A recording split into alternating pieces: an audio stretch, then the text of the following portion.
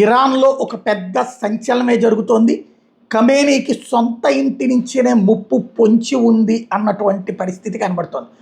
అక్కడ మైనారిటీ పార్టీలన్నీ కలిసిపోతున్నాయి ఇరాన్లో దెబ్బతీయడానికి. వాస్తవంగా ఇరాన్లో షియా ముస్లింల ఆధిపత్యం, ఇక్కడ బెలూచు కుర్దులు వీళ్ళిద్దరు మైనారిటీ వర్గాలు. వీళ్ళలో ఎక్కువ మంది సున్నీలు ఉన్నారు. ఖొమైనీ నేతృత్వంలో షియా ప్రభుత్వ పాలనలో దారుణంగా అవమానించడం అంటే ఇప్పుడు హిందువులని అక్కడ బంగ్లాదేశ్లో లేకపోతే పాకిస్తాన్లో కాశ్మీర్లో ఎట్లా వేధించారో అట్లాంటి వేధింపులు అక్కడ ముస్లిం సామాజిక వర్గంలో ఉన్నటువంటి సున్నీల్ని షియాలు వేధించారు. 10 నుంచి 12 మిలియన్ల మంది ప్రజలేం కుర్దులు ఉన్నారు. ఆ దేశం మొత్తం జనాభాలో యాక్చువల్గా వీళ్ళు 15%. ప్రస్తుతం వీళ్ళంతా ప్రభుత్వం కూలిపోవాలని కోరుకుంటున్నటువంటి వాళ్ళు.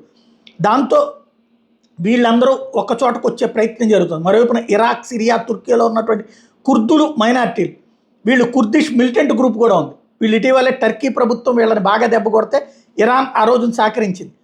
అహ్మద్ అల్ షారా పాలనలోని సిరియాలోని కుర్దులు మరోవైపున తీవ్ర ఇబ్బందులు ఎదుర్కొన్నారు. ఆ సిరియా ప్రభుత్వాన్ని నడిపిస్తున్నది కానీ సిరియాలో తీవ్రవాదులు నడిపిస్తుంది కూడా ఇరాన్. ఈ నేపథ్యంలో ఖమేనీ ప్రభుత్వాన్ని తొక్కేయాలని వాళ్ళు కూడా కోరుకుంటున్నారు.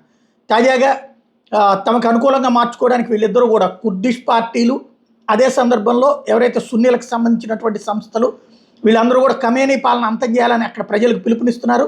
ఇరాన్లోని భయానక పరిస్థితులు తొలగిపోవాలంటే, ప్రజలు స్వేచ్ఛగా రోడ్ల మీదకి తిరగాలంటే ఖమేనీ పాలన అంతం కావాల్సిందని Kurdistan Democratic Party of Iran ప్రకటించడం, అలాగే అదే సందర్భంలో ఇరాన్ ప్రభుత్వాన్ని దించడానికి అందరూ కలిసి అక్కడ లోకల్గా ఉన్నటువంటి బైజెంటైన్ వర్గము వీళ్ళందరూ కూడా సిద్ధపడటం అన్నటువంటి కీలక పరిణామం.